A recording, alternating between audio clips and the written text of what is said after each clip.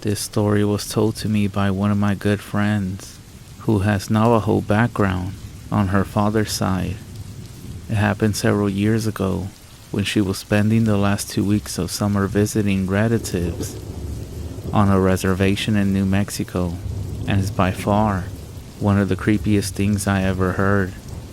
My friend Jessie was 12 at the time and playing outside with her cousins.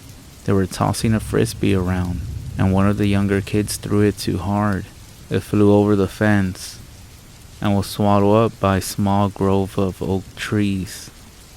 Jessie, being the eldest, went to retrieve it, leaving her 11-year-old cousin Ellie in charge until she got back. The sun was setting, lighting up the sky in brilliant shades of orange as Jessie made her way over to the grove. After some poking around, she found the frisbee caught in one of the tree's branches.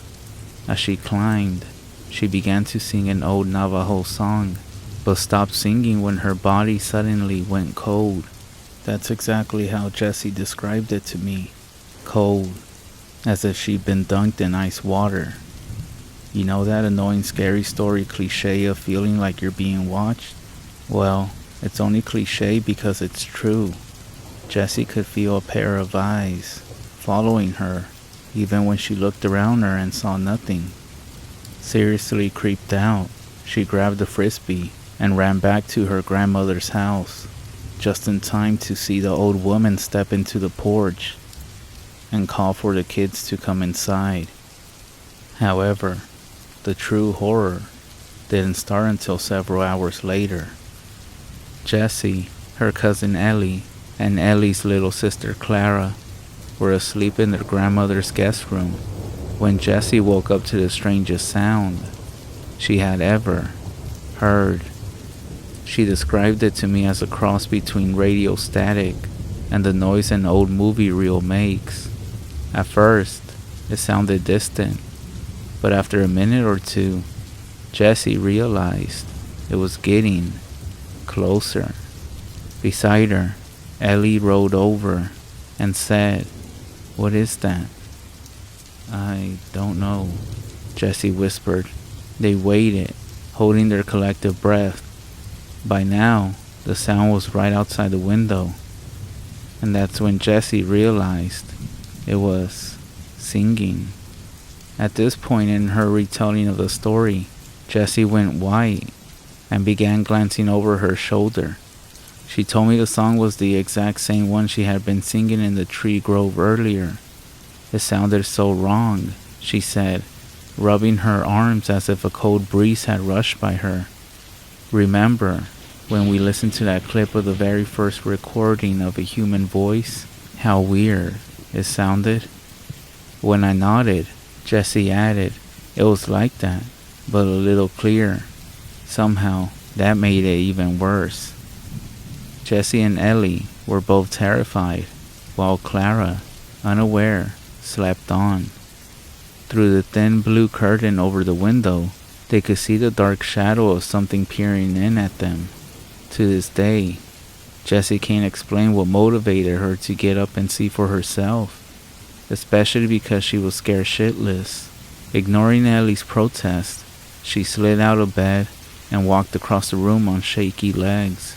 As soon as she drew back the curtain, she regretted her choice. Staring back at her was the most terrifying creature she had ever seen. It had the head of a deer, with antlers like dead tree branches, and eyes so black they seemed to absorb the faint silver moonlight. It had a scrawny humanoid body, with abnormally long arms and legs, and as Jessie stood there, caught in its hideous gaze, it raised a hand and scratched at the window with a horrible screeching sound that made Jessie's skin crawl. It was Ellie's scream that jolted Jessie out of her terrified state. She stumbled back from the window and landed on the carpet floor. Clara woke up and began screaming too. Then their grandmother ran in and turned on the light. The thing at the window had vanished, leaving behind 3 long scratches in the glass, and the whole family terrified. Jessie's grandmother was able to calm down the hysterical children enough so they could tell her what happened. As she listened, her face became pale. She hustled the girls downstairs to the living room and made up a bed for them on the couch. She then sat by them all night, and whenever one of them asked her what was going on, the old woman simply shook her head. Needless to say, Jessie and her cousin didn't sleep for the rest of the night. The next morning, Jessie's grandmother announced that everyone was to stay inside that day, no arguments. She looked so shaken that nobody dared to protest. Around noon, she called for a medicine woman to come and bless the house. Later, after the woman left, Jessie merged into the kitchen where her grandmother was loading the dishwasher. "Tell me what that thing was," she said bluntly. Her grandmother sighed and motioned for Jessie to sit down. "You have heard the legend of skinwalkers?" "Yes." Jessie frowned and nodded, vaguely recalling the story. "So that was a skinwalker?" Her grandmother nodded. "Yes." "Grandma," said Jessie at a light dawn, "I think it overheard me singing in the tree grove yesterday." Her grandmother's dark eyes narrowed. "Why do you say that?" "Because it was singing that same song, you know, the song that you used to sing to me when I was little." Her grandmother was silent for a long time before whispering, "You're a very lucky person, but luck has its limits. From now on, you must be more careful." The look in the old woman's eyes as she spoke those words still haunts Jessie to this day. As I said earlier, that was years ago, 7 to be specific.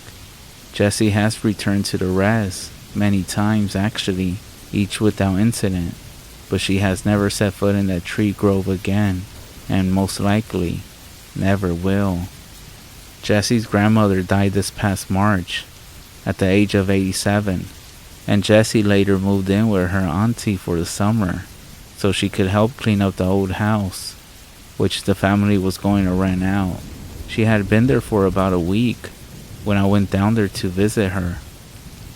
On my first night, we sat on the porch and drank some beers, and I found my eyes drifting towards the tree grove. "So that's where it all happened?" Jessie shuddered and nodded. "Yeah, tomorrow I'm taking you to the medicine woman and have her bless you." "Is that actually necessary?" The look Jessie gave me nearly turned me to stone.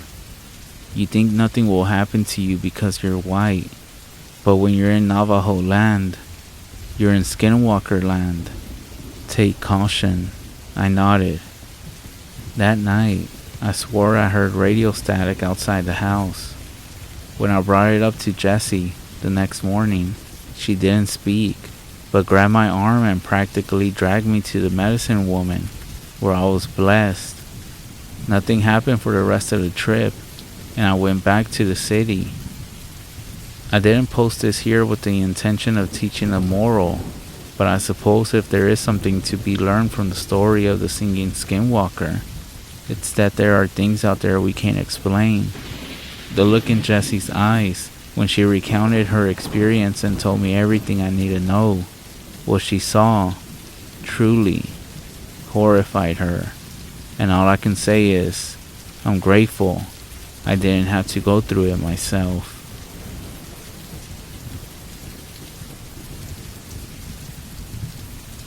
After what happened to me all those years ago, the one place in the whole world that still rattles my body and sends chills up my spine happens to be my grandmother's farm.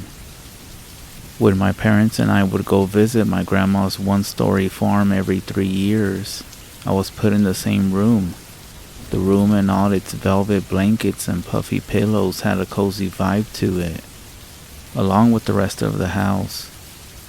But at nighttime, the large window in front of the bed painted a picture of the unsettling wilderness outside, which wouldn't help with my imagination.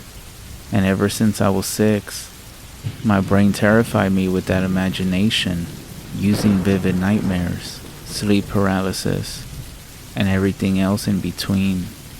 So naturally, my fear of the window was always there.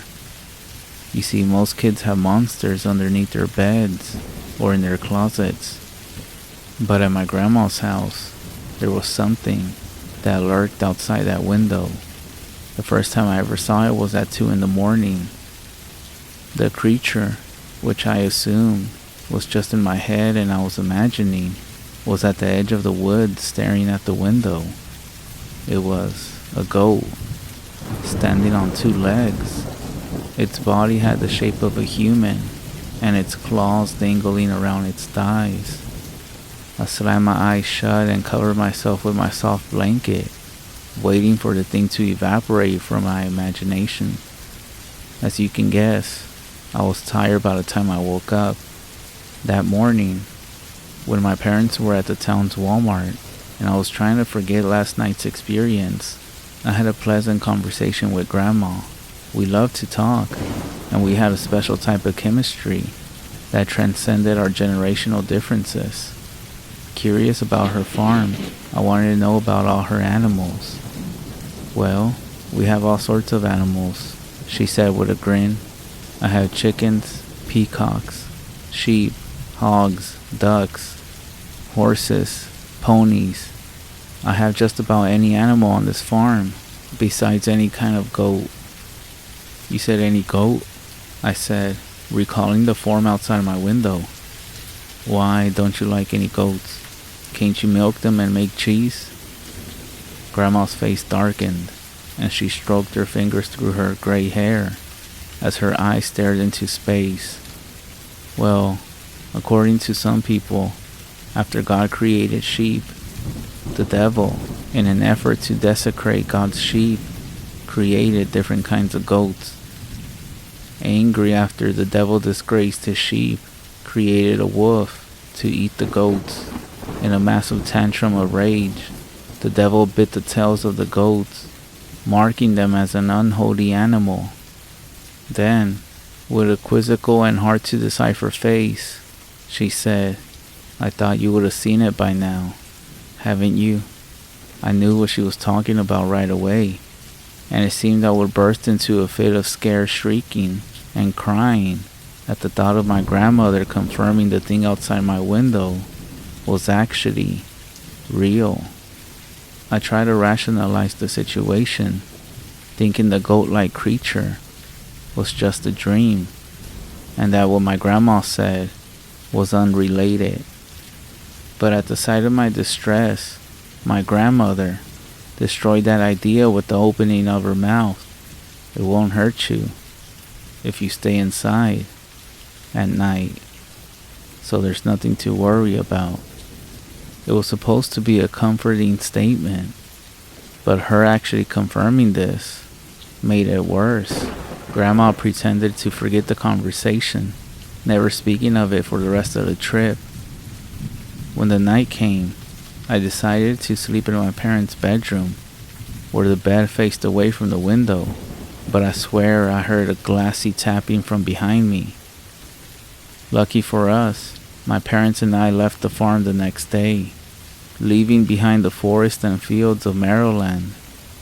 But 3 years after this initial incident, after blocking the creature from my memory, I saw it a second time at 11 o'clock at night. I was half asleep on Grandma's couch to the sound of the TV when a reporter shouting, "Breaking news." My eyes initially darting around the room and my brain adjusting to consciousness. I was in shock as I saw the creature hunched over in front of the living room window. The half goat sprang from the window and ran into the distance on its 2 legs. I slapped myself. Snap out of it, but nothing could stop the memories of the creature and what Grandma had said about it. I paced around the room with adrenaline flooding my body, wanting to flee, but not knowing where to go. With a few sleeping pills, however, I willed myself to sleep with the living room curtains drawn. The morning after, I found a note on the kitchen table. My parents were shopping, and Grandma was at a doctor's appointment. I was alone in the house, and me wanting to find out what was going on, I plugged in my grandmother's outdated Macintosh for a bit of research. Half goat, half man, I typed, which brought up a Wikipedia page on different kinds of cryptids. Not exactly what I was looking for. Goat creature in Maryland, I corrected. And as soon as I hit search, Google presented me with another Wikipedia page. This one on a creature known as the goatman of Maryland. This was exactly what I was looking for. The goatman of Maryland is a legendary half goat, half human creature that has the head and the hind of a goat and the body of a human. The rest of the page went on to explain how the locals suspect the goatman is either a failed gene mixing science experiment or a demonic spawn of the devil, as Grandma had said. For the rest of the week, I saw it every single night. Whenever I was trying to fall asleep in my room, it would be staggering around the clearing outside my window. If I was watching TV late at night, the goatman would be gazing at the screen from the living room window. And on the last day, when I was feeding Grandma's peacocks in the evening, she came to bring me inside after she saw it approaching the farm. By the end of the second visit, seeing the goatman was something normal. And with the occasional reminder from Grandma, I respected it and its personal space. 3 years later, however, my third visit to Grandma's ranch showed me what happened when you didn't honor the goatman's boundaries. On the local news, there was one headline stirring up the rustic community: 10 professional boar hunters killed in animal attack. My parents thought it was horrible, but Grandma and I shot each other looks of shared knowledge. The next morning, the paper arrived at the farm, where the hunting tragedy made the front page. The night before, police found 10 hunters mutilated to death by a wild animal. The hunters' AR-15 magazines were completely full upon dying, and local authorities are stumped as to how none of them could have gotten a single shot off.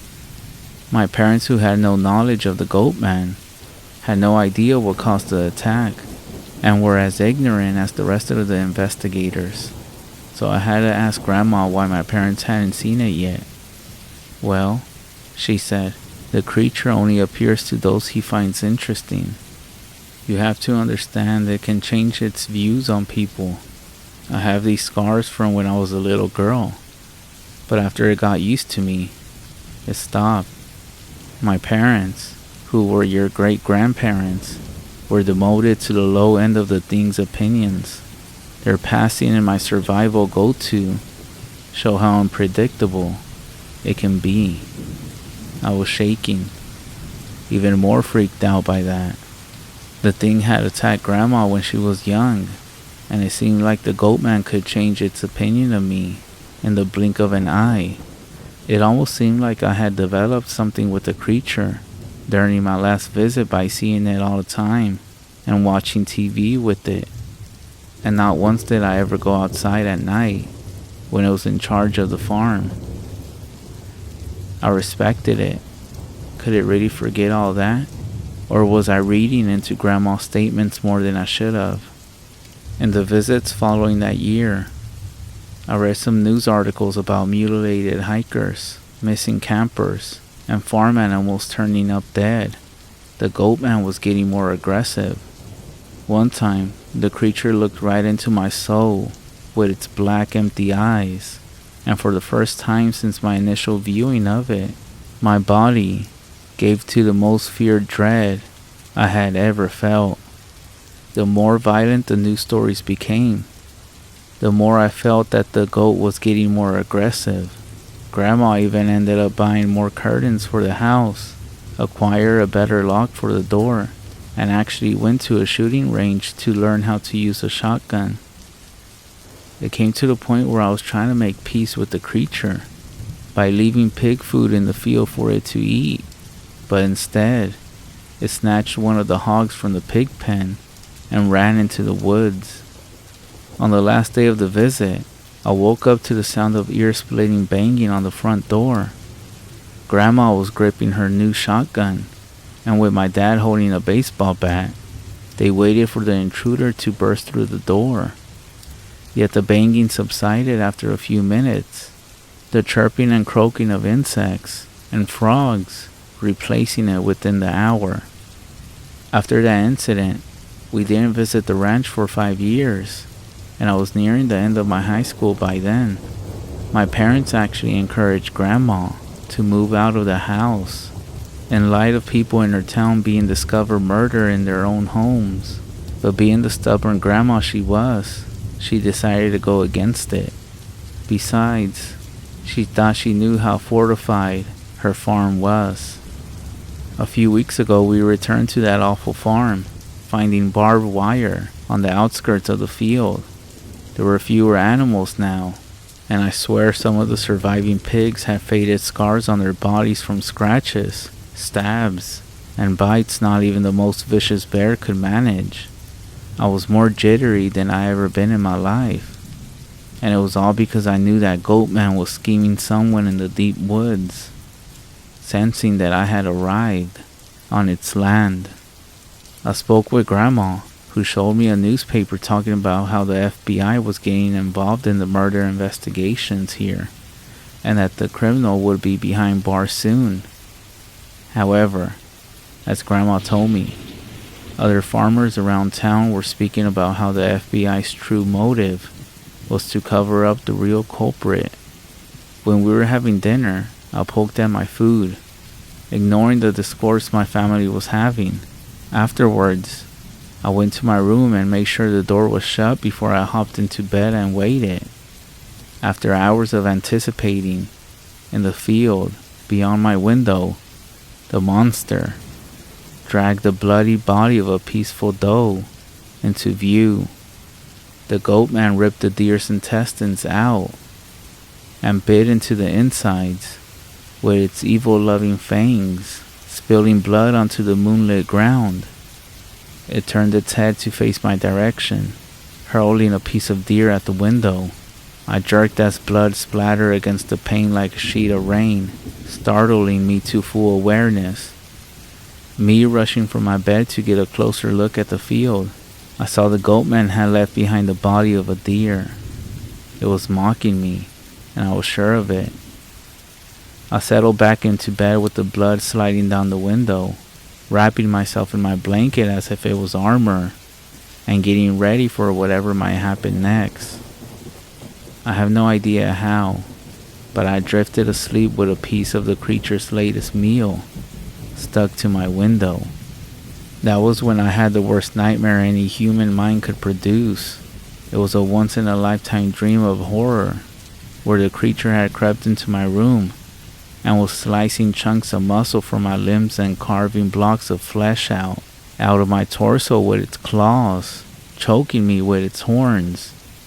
The pain was real, and I smelled the rotten stench of the creature's dirt-matted fur. It was as if my mind was nagging at me and screaming at the top of its lungs for me to wake up. So I did. Soaked in sweat, I sent my eyes flying open, gasping like I was on the edge of dying.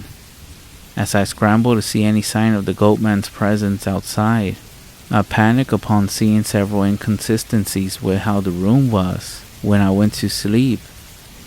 Now, the door was wide open, and something had smeared deer blood on the inside of the window, and that's when the tapping reached my ears. Not from the window, but from my bed frame. 2 furry hands slumped over the frame, claws dripping blood onto the sheets. I froze, the form getting to its feet and tilting its head as it examined me. Too weak to fight and too shocked to run, I waited to die. But to my surprise, instead of slashing my belly, The goatman spoke. You be not ripe, It said before crouching on all fours and scurrying and walking out of the house. When the police arrived, they found the lifeless body of Grandma, who had died of a heart attack. After that, the FBI showed up, erasing all evidence of forced entry and the strange deer blood being inside the house. With me sobbing and my parents crying, Dad decided to get us a hotel, and I actually rejoiced at the fact that our room was on the 3rd floor. I shed a few tears and had a good rest. The thought of what the creature had said zipping through my mind. That was 2 weeks ago, and until now, I believe I would never have to see that farm for the rest of my life. But as it turns out, my grandmother had left the farm to me. Not only that, she clearly stated in her will that I should also inherit her shotgun.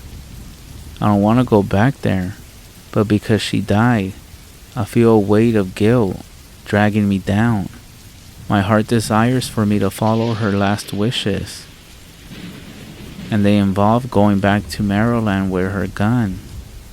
But first, I'm gonna try to get a priest to bless the farm, or an old American native elder to perform a smudging ritual. Even though I'm skeptical about those ideas working, I don't know when I'll have an update. I just know it has to be soon, or else.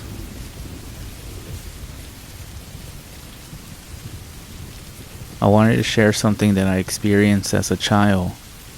I'm somewhat a believer of the paranormal, but the analytical, rational side of me always begs to differ slightly.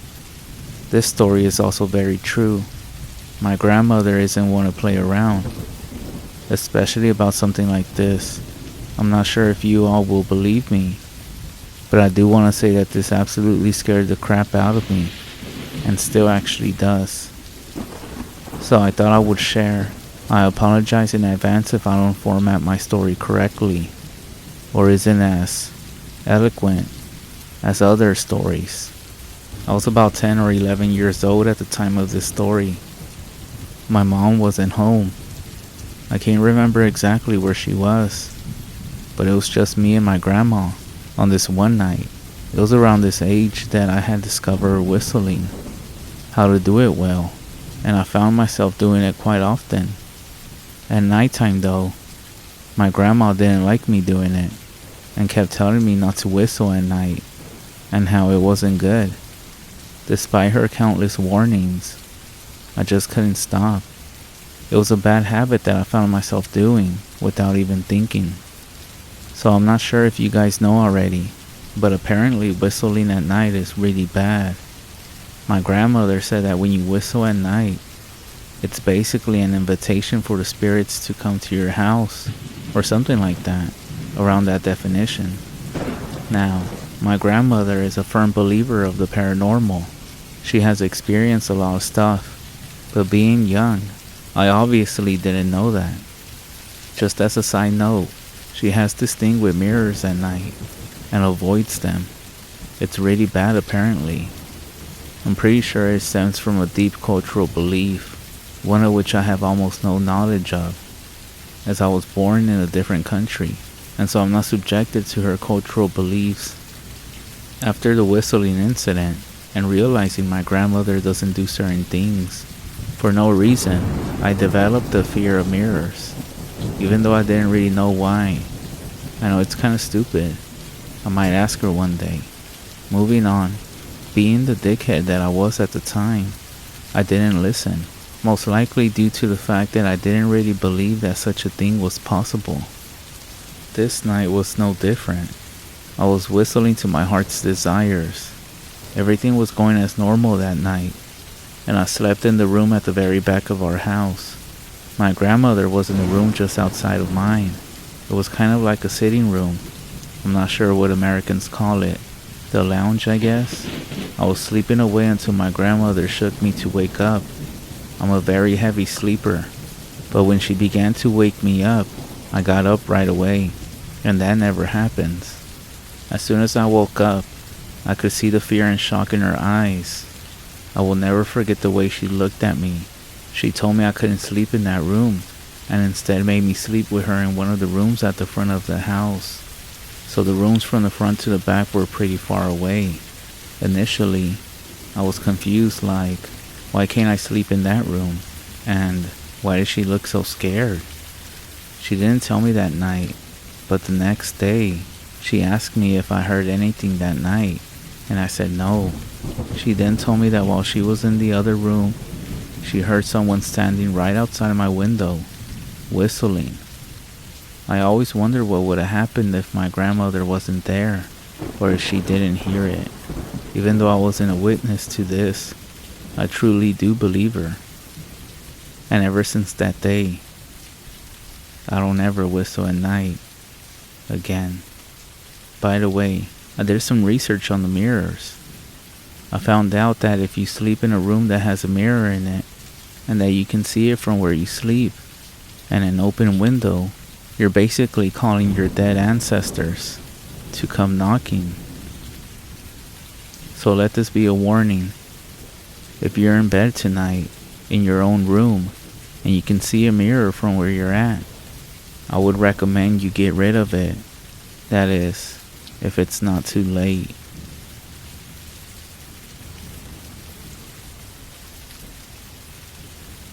Hi everyone. This story comes from one of my friends who used to be a ranger at the national park I work at, and not from my personal experience. I asked him to tell me his scariest experience at the job, and it just so happened to be his last. I'll tell it from the first person view. My normal shifts were during the day, 9 to 5 like most people. But on that day, we were shorthanded on the night shift, because the last person who worked during those hours had just quit. Lately, we had a whole lot of people quitting the night shift, so that meant that I had to cover. Strange enough, I never had to work the graveyard shift before then, and I was actually excited for it. I had brought some coffee and 5-hour energy shots with me because the hours ran 10 to 5, and there was no way I would make it that far naturally. I got to my tower right before 10 o'clock, when it was already pitch black, and the cold July night had fully set in. The tower was very tall, with several flights of stairs leading up to the top. The whole thing was mostly surrounded by thick forest, except for the trail I came in from, and a murky pond that was just to the right of one of the tower legs. I climbed up, and all I could hear was the non-stop sounds of crickets, frogs, and the occasional owl. When I hit the top, I fumbled with my keys until I finally found the right one, and walked right on in. The one room was small and square shaped. 3 of the walls were mostly glass, and the other one wasn't, and had the door I just came in. The roof went up like a pyramid for some short feet, until it peaked, and it was all made of wood. To my left was a nicely made bed, and a nightstand with a lamp and a flashlight on top. It's not like I'm gonna be using the bed though. On the wall next to that was my CB radio and communication stand, which every one of these towers had. Next to that sat my fridge and microwave, which was part of a small kitchen that extended to the other wall as well. Inside the kitchen on the right wall were several cabinets, some small ones that held snacks and some canned foods, and another set of giant cabinets that I couldn't open, which most likely had vacuums and other cleaning supplies that weren't above my pay grade. I went over to the communication stand and did my standard check to make sure everything was working. I called into the ranger station's channel and said, "Hey Donnie, it looks like it's just you and me tonight." Donnie didn't say anything back, so I figured he was just taking a shit. I went and grabbed a flashlight on the stand and reached into one of its drawers, pulling out a set of binoculars from it. I went back out to the balcony and checked to make sure no fire hazards or any other kind of dangerous things were over there. Once I checked that box off my to-do list, I headed back inside and pulled out the chair from the communication stand and put it by one of the glass walls and grabbed a granola bar from one of the kitchen cabinets to munch on. I raised the binoculars up to my eyes and looked over to the surrounding forest. It didn't seem like any animals were up and about, and no birds were in the sky. I skimmed over a couple of clearings to make sure that no teenagers were off camping illegally. Then I went and peeked over at a far ridge, where I saw a snowman standing alone in the gap of the trees. Hold the fuck up. It was July. I looked again to see it wasn't a snowman, but some kid in a shitty ghost costume. They looked like the ones from Charlie Brown, with the big black holes for eyes that looked more like they were colored black than actual holes. The kid was still and staring right into where I was at, unmoving. I couldn't see the kid's parents anywhere, and by now it was rolling up to be 11 o'clock, so that meant something was up. I broke contact on the kid and walked to the radio, calling into the station. Hey Donnie, are you done taking a shit yet? I barely made it out, but I'm here now. I chuckle. Donnie was always good for a laugh. There's some kid with a blanket walking around the southeast sector, and they look alone. A blanket? What the hell are you even talking about?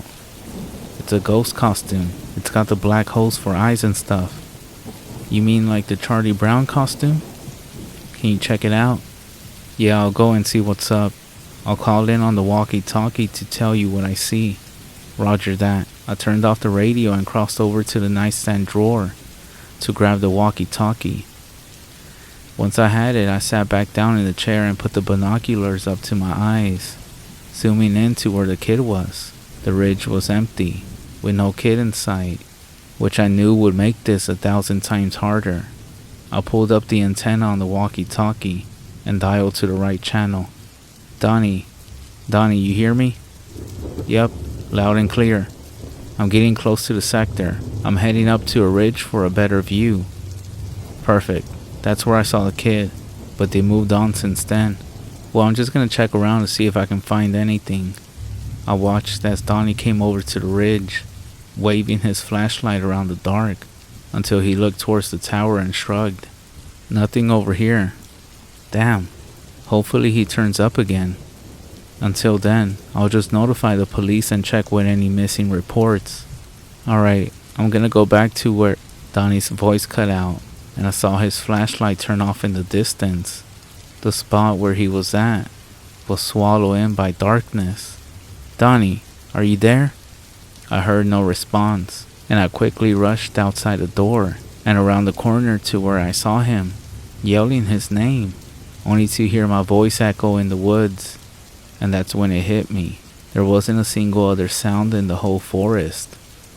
The crickets and frogs had stopped chirping. The wind didn't rustle through the leaves. Everything was completely standstill. I could hear my heart beating in my ears, and nothing else. I moved my flashlight around the woods, attempting to find them. I got into that state of mind where I got so scared my throat closed up, and if I moved, I felt like something very bad was gonna happen. I had to do something. I turned around, and as I did, I glanced at the stairs below me.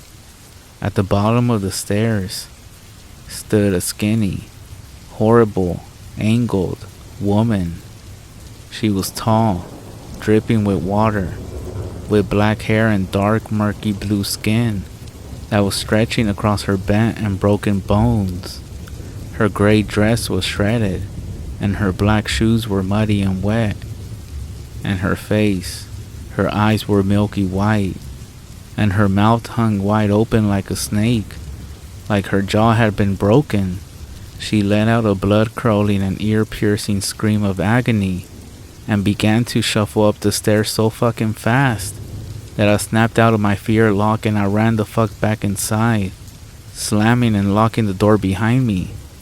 There was no way she could run that fast, even if all of her bones weren't broken in wrong directions. I ran back to the kitchen and grabbed the biggest knife I could find and then I pulled out the walkie-talkie, screaming into it. Is anyone there? Donnie, where the fuck are you, man? Someone, answer me. Then I heard the cracking of a door. I slowly turned, and I froze when I saw what was there.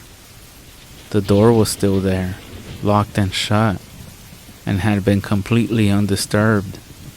What scared me was the giant cabinet that was supposed to be locked now stood open, with a kid dressed like a Charlie Brown ghost standing just in front of it. I stood there, not moving until I heard the little shit giggle. I recognized that giggle. No fucking way. I pulled off the sheet to see one of Donnie's kids, Marvin, sporting a smirk and a walkie-talkie. Dad, I got him. I bet he pissed his pants just like I said he would, right? He and his other son laughed from the other end of the walkie. I was mad, but also glad that I wasn't about to get murdered in a wooden tower. I grabbed his walkie and shot back. Pissed me off is what you did, you fucking asshole. I hope you're happy. Hearing you scream like a little girl sure did make me happy, alright. Yeah, screw you too. That wasn't even me. That was your stupid zombie chick. Who even was that? Your wife? My what? Does the ghost look like a zombie from that far away? You said yourself it looked like Charlie. Not the ghost, dumbass. The woman on the stairs. She screamed and ran up them so that she could scare me into the tower. Hell, she must be like an Olympic runner. Who was that? Dean. I'm not exactly sure who you're talking about. I didn't put no woman on the stairs. After hearing that he would have the night shift for the next couple of weeks until they found a replacement, my friend quit and vowed to never go back to the park. To this day, he swears that either Donnie never told him about that part being a prank or that he saw something unrelated. I began to question my own participation in the night shifts and consider myself lucky that the few times I've been on it, I had been stationed at the north and east sectors.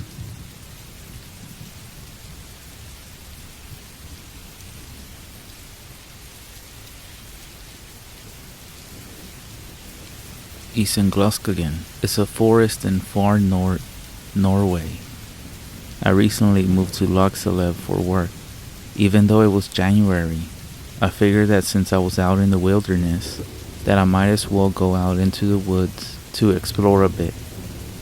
There wasn't a whole lot to do in town. Besides, I heard the trails in this part of the country were pretty nice. There was only a few blocks between my house and the edge of the woods. Anyways, I grabbed a bottle of water and a little bag with trail mix. I was going on a trail after all, and off I went. It had snowed the day before. I guess snow is pretty common up here. It was a pretty soft snow, the kind that ski resorts prefer. It would crunch loud as I stepped on it. Despite the trail being covered up by the snow, I was pretty confident in my ability to keep track of the trail, since the forest was somewhat dense, and the opening where the trees were removed was distinguishable, and so I wasn't worried about getting lost. It was still pretty early in the afternoon, only about 1 p.m. I wasn't worried about the sun going down. Then again, I had only moved from Virginia fairly recently, so Norway might as well have been a different planet in terms of climate and daylight. At least, that's what I thought. It might have just been a big change that I was seeing as being bigger than it was. After about half an hour, I wasn't terribly deep in the woods. I was moving at a pretty slow pace after all. I had passed a lot of scenery, but nothing that really stood out. Just a lot of trees, a few which had fallen. It was at this point that I realized something that surprised me just a little bit. I wasn't alone in the woods. I stopped briefly when I noticed that a few flakes were weakly drifting to the ground, and noticed that I could hear something else. I could hear the sound of snow crunching under a human's foot. They didn't sound like they were wearing heavy boots or anything. It was much more quiet. I could only really tell it was a person because it was clearly 2 feet. They sounded distant, just barely close enough for me to actually hear it. The woods were pretty quiet. It wasn't windy or anything like that. That's when I saw her in the distance. A woman. Even though my memory is shaky, I say that she was about the ballpark of about 50 yards away. I could just barely see her moving between the trees, drifting almost casually through the snow. But something struck me about her appearance though, so I knew I had to get closer to her to know if I was right or not. So I pursued her. I didn't want to call out to her yet, but I did begin trying to hurry up. She didn't seem like she was moving very fast, but I was struggling to keep sight of her in the forest. Finally, I was about 10 yards away from her, and now I was close enough to confirm what I thought I had seen before. The woman was completely naked. I figured this woman must need help, that she must have been on something, or she was mentally ill. Nobody walks around in the snowy woods with no clothes on, with nothing on. "Excuse me," I piped up, but she didn't acknowledge me. She must have been on some serious drugs. "Excuse me," I repeated, a bit more loud this time. She kept walking, even though when I said that, her pace had slowed just a little bit. I didn't mean to stare, considering the situation, but she really was gorgeous from what I saw of her. Without going into any details, I'll just say her body and what little of her face I managed to see was damn near perfect. I shook off the distraction and began trying to approach her. I got to about 5 yards from her when she suddenly stopped. It was such a sudden thing that I stopped too. "Excuse me, ma'am. Are you okay?" I asked in the best Norwegian I could, even though I knew it wasn't very good. She stood motionless in the forest for a few seconds before quickly turning to me. I then got a good look at her face. She didn't seem bothered by the cold. Her flowing blonde hair looked to have just come from a salon. Her body didn't seem to be reacting to the cold at all. No frostbite, no bluish tint, no shivering, not even one single goosebump. What really struck me about her was her eyes. Her eyes were an icy, cold-looking blue, almost gray. She had no expression, and despite having turned to me, she didn't seem to really notice that I was there. Her face and body language didn't indicate that she was actually acknowledging me. She never looked directly at me.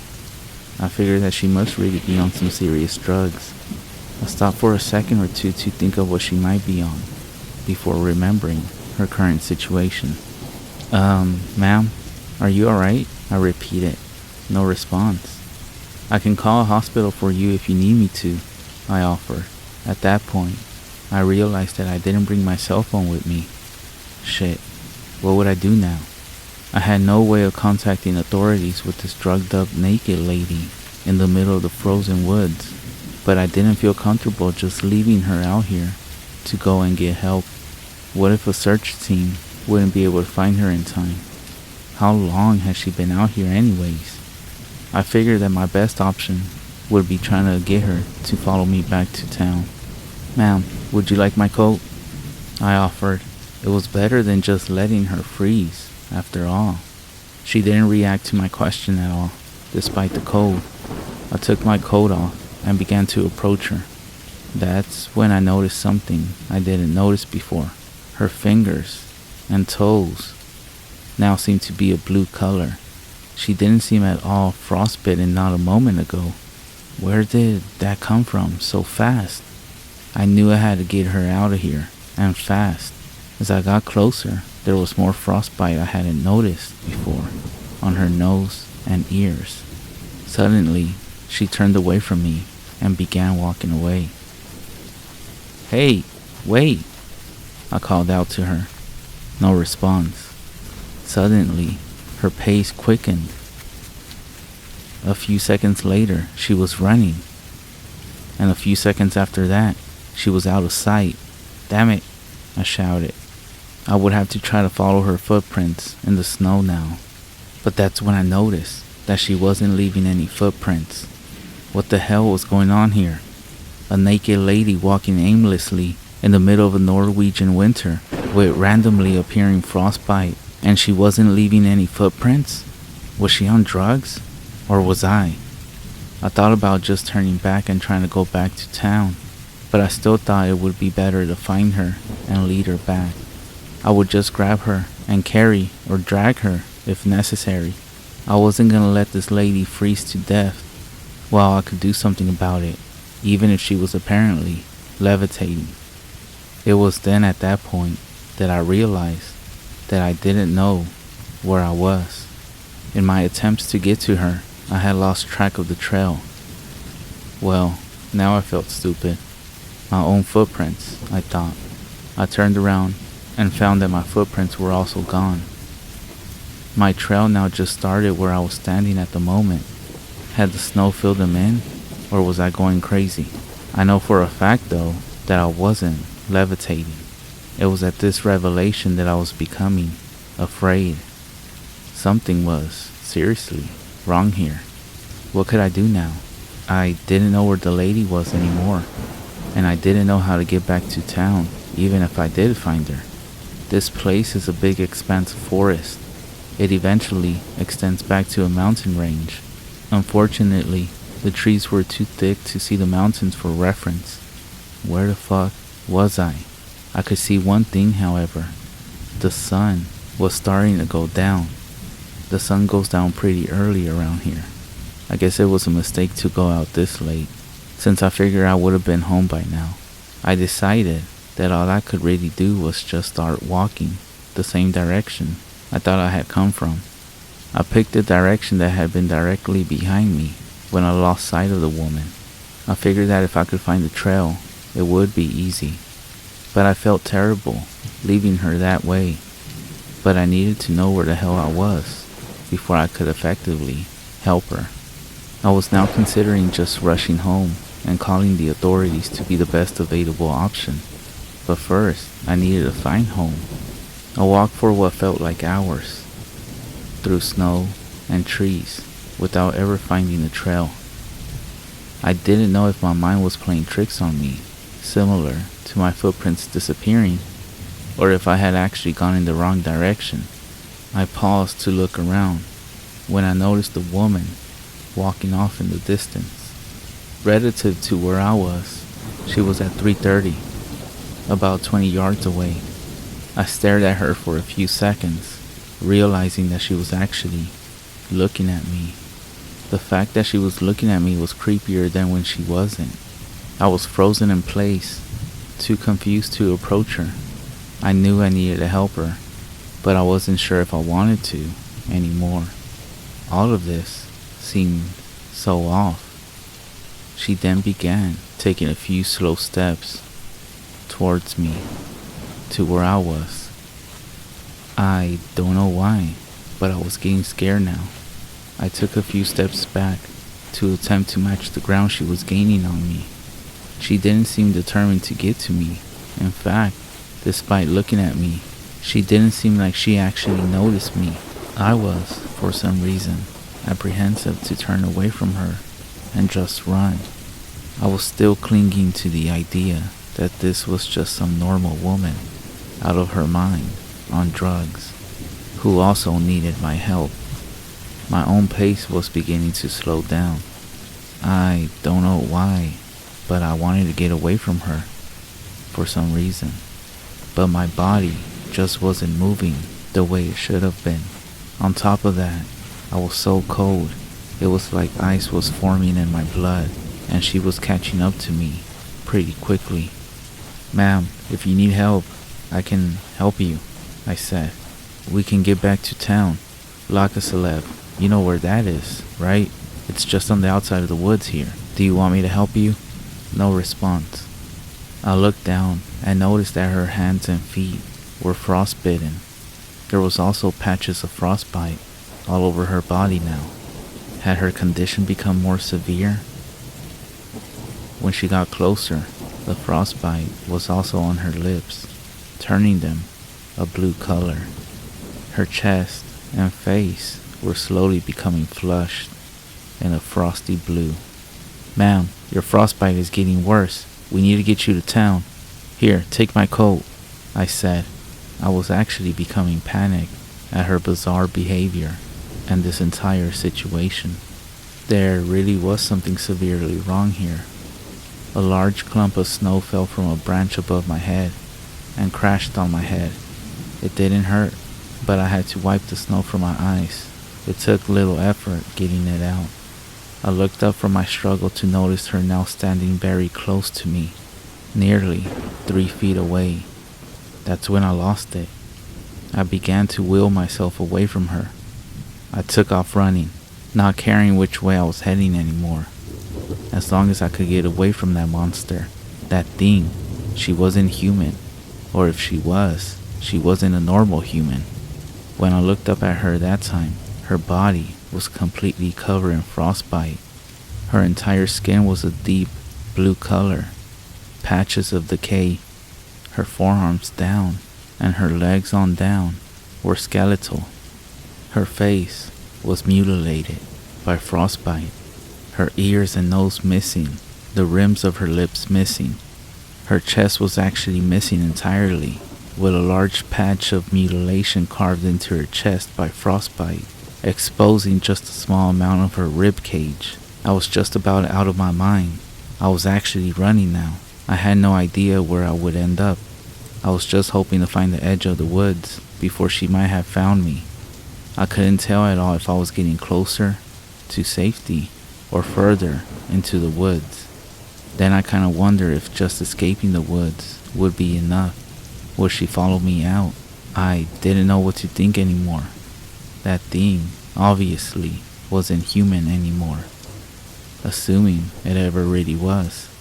So I didn't even know if it would conform to human logic. All I could do was cycle through begging not to be found, begging to escape somewhere else, begging to escape somewhere safe, cursing my entire decision to go walking out in the woods, cursing the woods themselves, asking what the hell she was. All of this. It was all I could do while running to avoid going crazy. I don't know what's going on. Maybe it was making the whole thing worse. I ran for what must have been another few hours, and it was dark now. As I was running, I tripped over a root, steered sideways, and slammed my back into a tree. It was now too dark for me to see anything, and I was now too tired to even move. If she were to find me, that's all there was to it. I would have to rest, build up some strength. I backed myself up against the tree I had collided with and stared into the blackness, hoping not to get attacked. I remember the food I brought with me and pulled out my bottle of water. All of the liquid had frozen solid. I found it very strange because I didn't really think it was cold enough for that to happen, especially since it had been in my coat pocket the entire time. Maybe I was going crazy, or maybe I was just losing it. Well, I couldn't drink ice, so I moved on to the trail mix. It was fine and gave me a bit of strength. Stopping to eat actually gave me the chance to try to collect myself. I could really only wonder what the fuck that thing was, why I was seeing so many weird things going on with the snow and ice. There had to be some kind of connection, but I wasn't about to approach any solid ideas as to what it was. As I sat in the dark, I could hear snow crunching somewhere. It was pitch black, but I could tell it was somewhere to my right. I was too exhausted to move now. All I could really do was sit against the tree and hope she didn't find me, or at least hope that whatever she would do to me wouldn't be too bad. But for some reason I doubted that. When I looked at her back then, she was looking at me for just a second. When I could see what she really was, that frostbitten body, her eyes stayed, but they were glazed over, like she was drugged or something. For just a second she looked right at me, I can't even think of what she might have wanted to do to me, but I'm not really liking any of my options right now.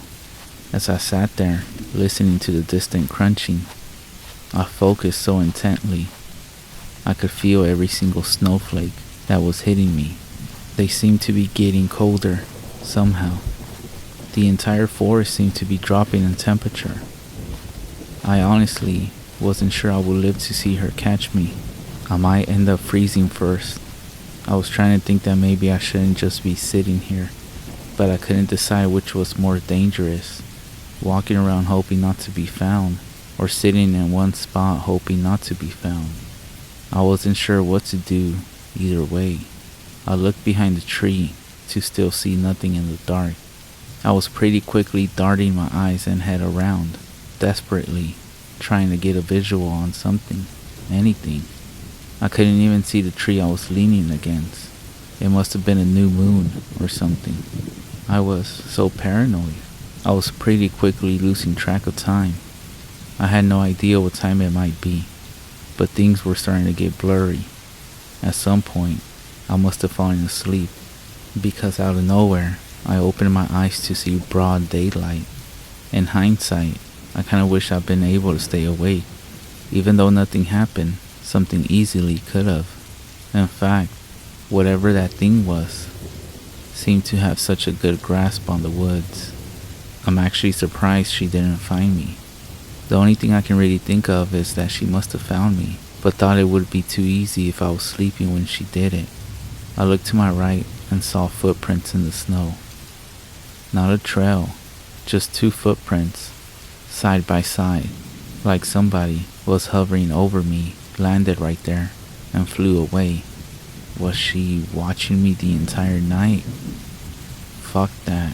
I think that might actually be worse than if she caught me, 'cause now I know she's toying with me. I'm not sure if she considered me more prey or a toy, but I didn't like either option. Now that it was morning and I had rested, I decided I needed to start running again, trying to find the trail, the edge of the woods, anything. Honestly, I was sore as hell from all that running, but I guess I couldn't avoid more of it. I started off at a slow walk, keeping my eyes out for whatever that thing might be. This was a bit difficult, since I wanted desperately to just take off and run. I had to think about where I was going, instead of just zipping around blindly. I thought of looking for moss on trees, since I knew the woods were to the southeast of town. Conveniently, the trees had no moss at all, nor did the nearby rocks. I tried to think back on where the sun set last night, but I wasn't awake to see it rise, and I was running so blindly I didn't notice where it set. The sun was currently to my left, but I didn't know what time it was, or what direction that was, so that was worthless. I wish I was an expert tracker. I'm sure some hunter or navigator would be able to get me out of the woods. So now, I just had to walk, hoping I was going in the right direction, hoping I wouldn't run into that thing again. I walked for a while, what had to be about 2 hours or so. I still didn't seem to be anywhere near the edge of the woods. I still couldn't see anything. It was mostly just a flat plain of snow with trees all around it. I kinda wish they had put a sign up at the edge of the woods, warning people not to go into it. Then again, I'm pretty sure a sign that said, "Warning, naked zombie lady," would be dismissed as a joke. At this point, I realized I was stupid and just ate a handful of snow. I completely forgot that snow was just fluffy water, and just went without liquid because my water bottle was frozen. I must have been so confused from where I was exhausted that I didn't even think of it. With that refresher, I began to realize I was being followed again. I could hear the snow crunching from behind me again. I turned to face it, but there was nothing there. I gazed around, but still couldn't see anything. I needed to hurry up before that thing caught up to me, so I got up and kept moving. It was hours later, and I still didn't see any scenery that looked even remotely unique. I had no idea these woods were this big. I realized that nobody really knew me. so nobody would be looking for me either way. I wasn't really counting on that anyways. Honestly, I just needed to find a way out. At this rate, I wasn't sure if I was just walking in circles or not. I could have been for all I knew. At this point, I realized the sun was hanging low. That must have been west. I knew I needed to go northwest, so all I had to do was head in some direction from there. I didn't know where I would come out, but it was worth a shot, so I started walking. I walked for several more hours in what I assumed was a straight line. It didn't seem to be taking me anywhere. I looked up trying to focus on the sun, trying to see which way I was going. Around then, I turned around to see the path where I was coming from. That's when I saw her, the woman, standing directly across from me. She was far enough away that I couldn't see if there was any frostbite on her this time. She didn't look like it, but she was staring directly at me and walking towards me. I was in a better position this time, or at least I thought. I knew where the hell I was going. I turned left and started running towards the sun. I knew that there was a highway that went through a part of the woods. I wasn't so intent on getting to the highway as my definite destination. If she blocks my path directly to town, I can find some semblance of civilization. I ran for a few minutes before realizing that I had lost her, or at least it looked like I did. I wasn't sure anymore. I knew she could be anywhere. I slowed to a stop and surveyed my surroundings. I couldn't see her anywhere, nor any sign of her. A small amount of sunlight was peeking through the trees now, but I could tell it would most likely be setting within the hour. I had to find my way out before that happened. Otherwise, I would lose my only usable reference point. I took off running again, sprinting through the forest, dodging between trees. I had no idea how long I was running for, maybe 45 minutes, but it was also getting darker.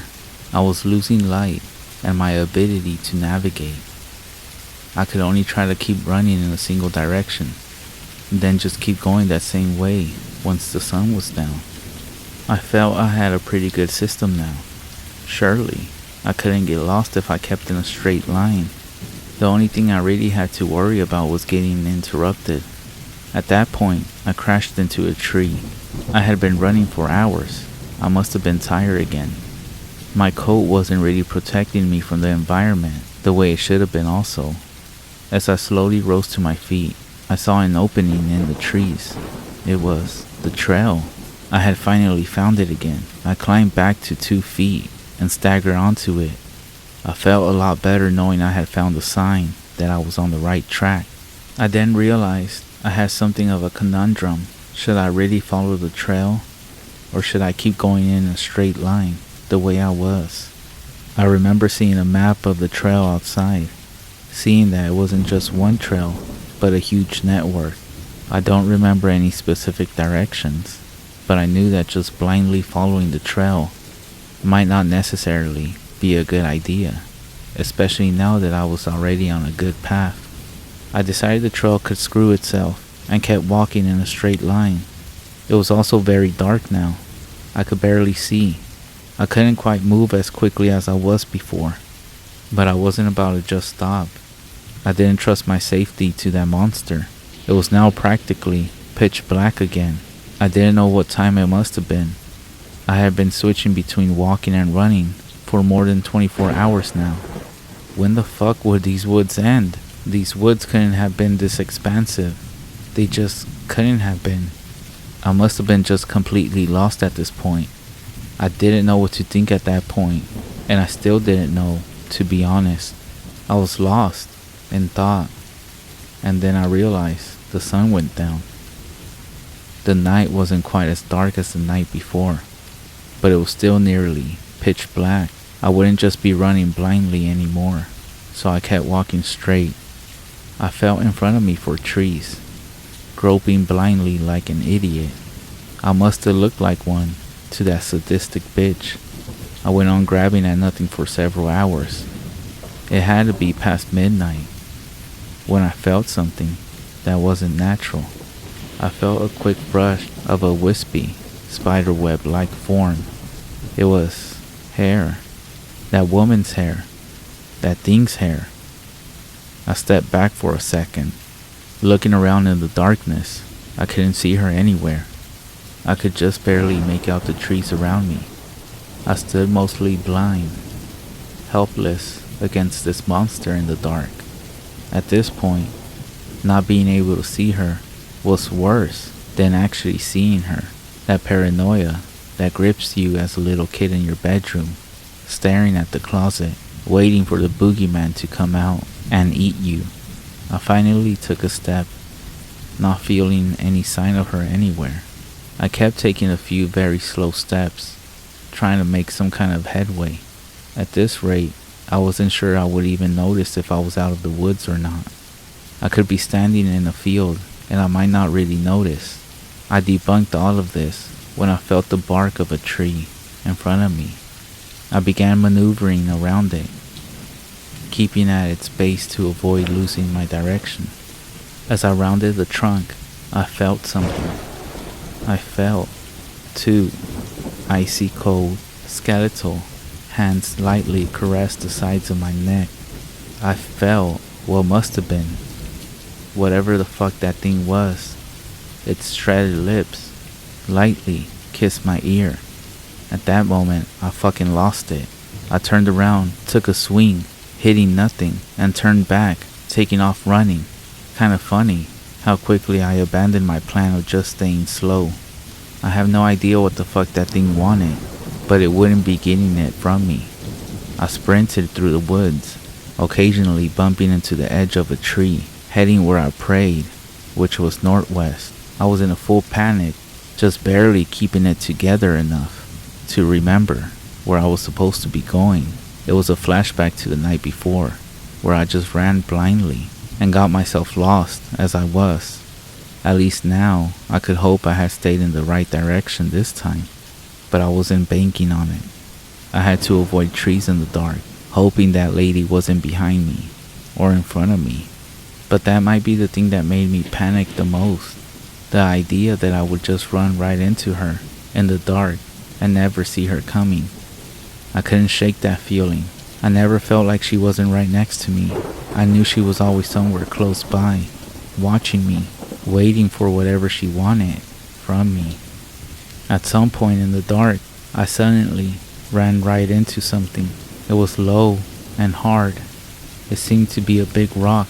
I felt one of my shin bones shatter on contact from how hard I was running, combined with the shape of it.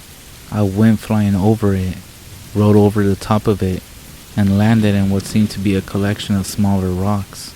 I then started groping my way around before finding my footing. The rocks I was standing on were loose, so I ended up falling again. My hand landed just the right way for me to get an idea of the rock itself.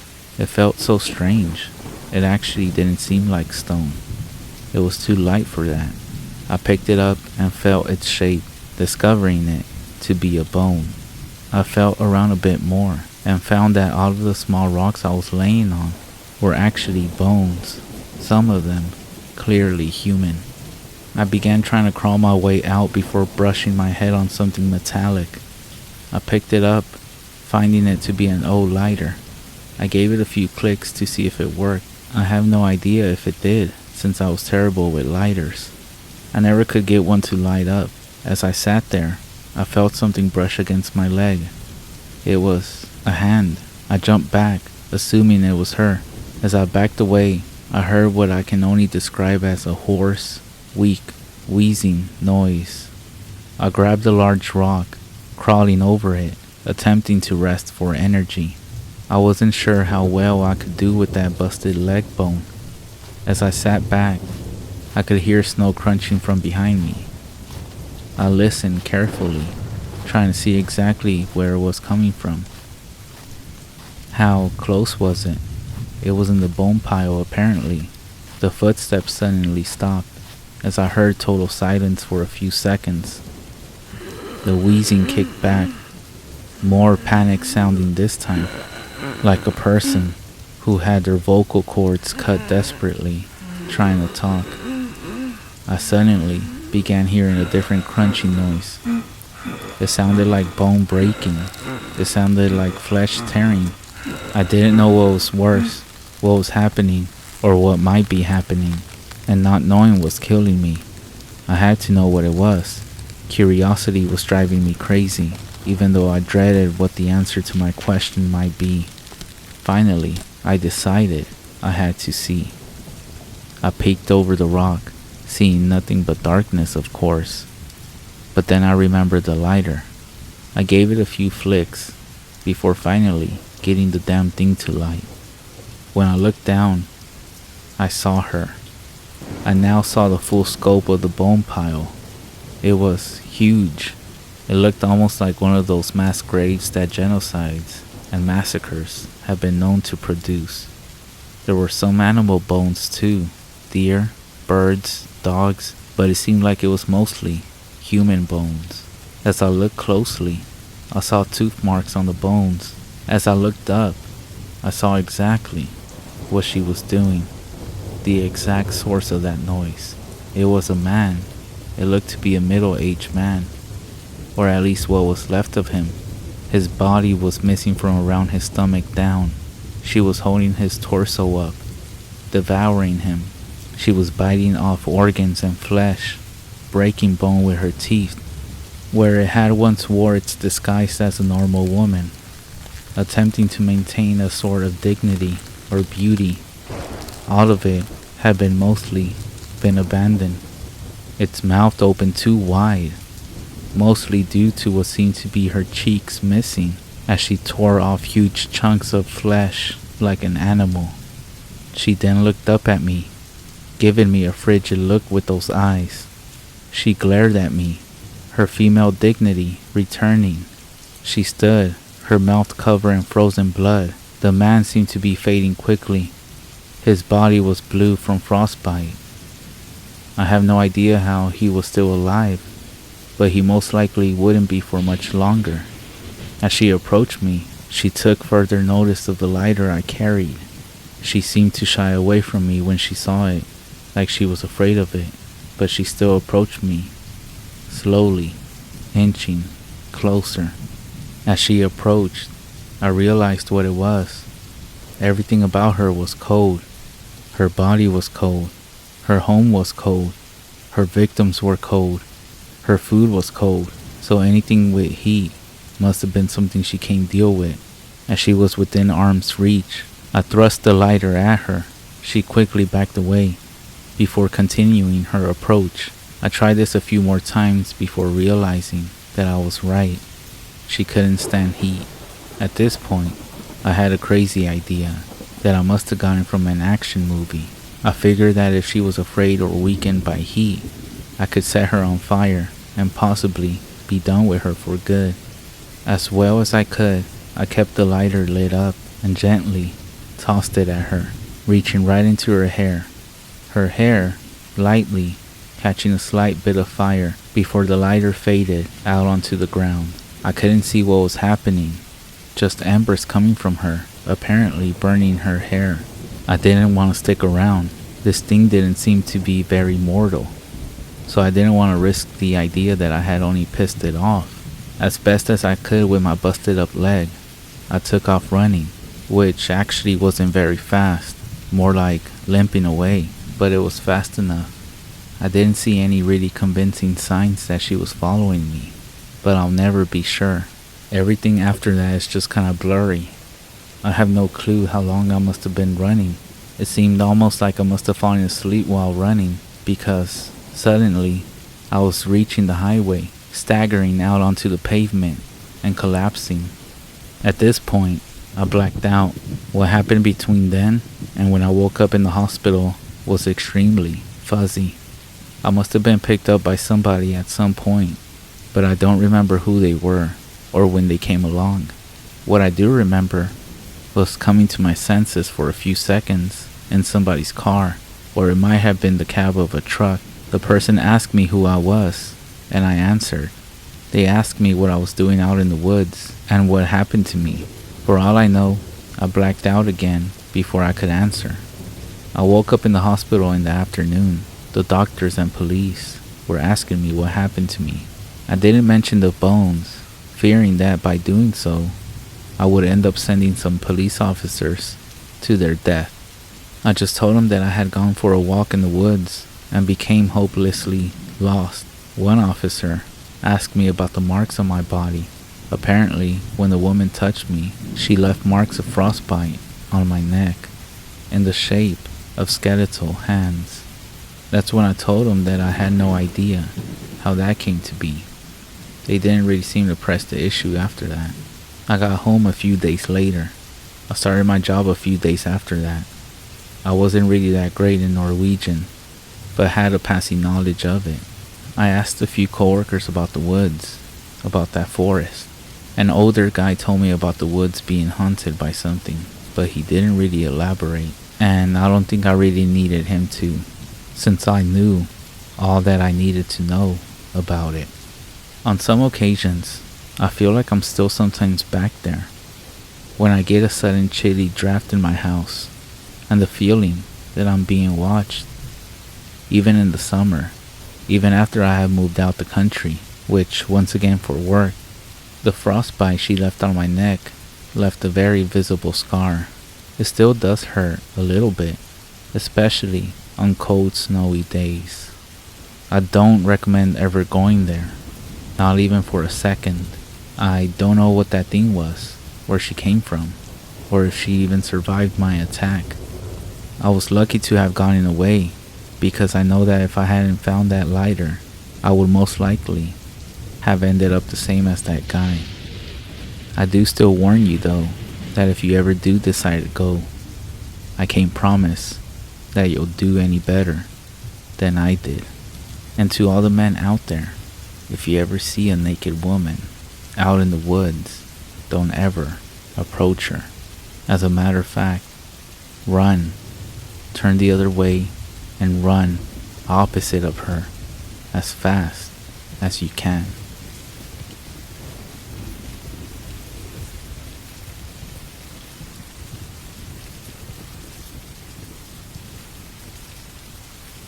Jacob cursed as he pushed through the thick underbrush, trying to make his way to the tree stand he had built earlier in the summer.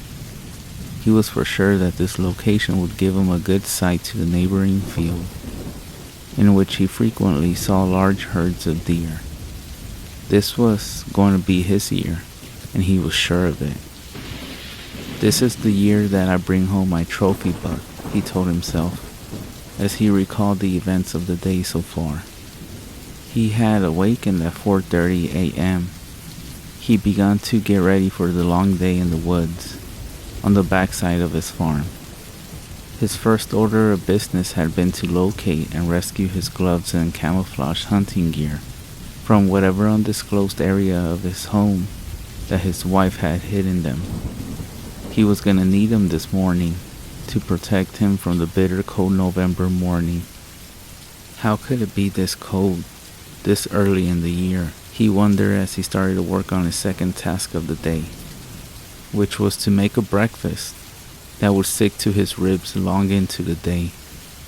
But he finally settled on toast, country ham, and scrambled eggs. He topped it all off with a large cup of coffee that had left a bitter aftertaste in his mouth.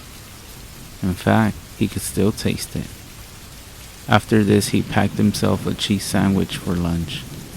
He grabbed his Remington hunting rifle, some coffee, and headed out the door. He loaded his gear into his truck and pulled out of the driveway and turned right into the one-lane blacktop road that led to the backside of his property. After about 2.25 miles, he turned right again.